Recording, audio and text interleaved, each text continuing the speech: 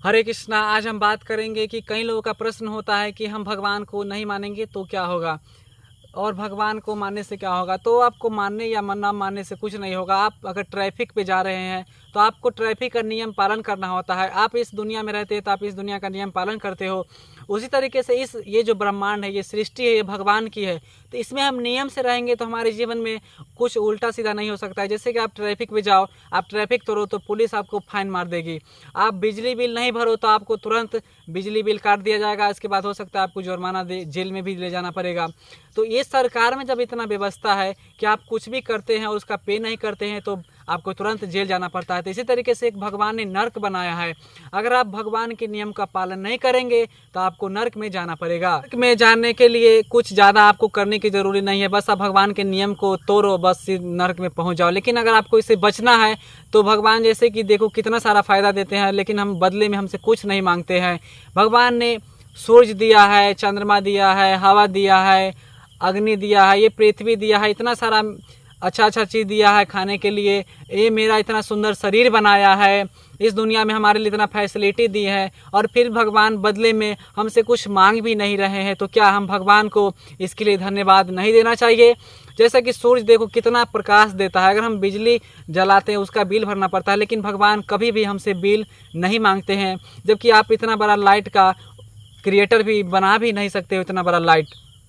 हम अगर किसी से एक गिलास पानी मांगते हैं, बदले में अगर वो हमको दे देता है, किसी से पेन मांगते हैं वो हमको दे देता है, तो हम उसको बदले में थैंक यू बोलते हैं, थैंक यू बोलते हैं कि बहुत बहुत धन्यवाद, आपने मेरा ये काम करवा दिया, ऐसे करवा दिया।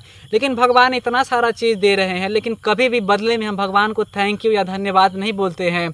तो हमको इसका भगवान का आभार व्यक्त करना चाहिए कि भगवान ने हमको इतना अच्छा चीज़ दिया है।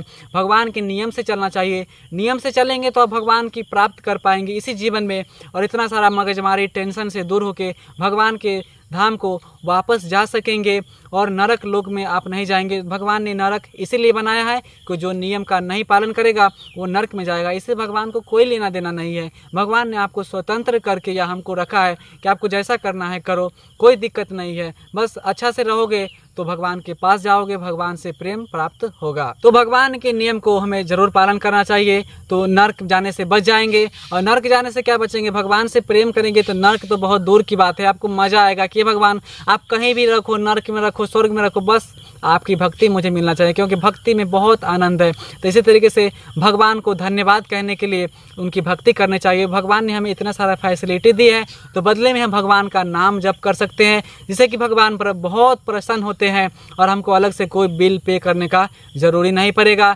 किसी देवी देवता के पास भी जाने का ज़रूरी नहीं पड़ेगा। बस भगवान का हरे कृष्णा कृष्णा कृष्णा हरे हरे, हरे राम राम राम हरे हरे, इस महामंत्र का जप करें, भगवान का भक्ति करें। इससे हम भगवान का धन्यवाद बोल सकते हैं। ये थैंक यू कहने का भगवान का सबसे बड़ा उपाय है। इसे महामंत्र का जप करें, आप जितना पॉसिबल है कर सकते हैं। भगवान से प्रेम करें।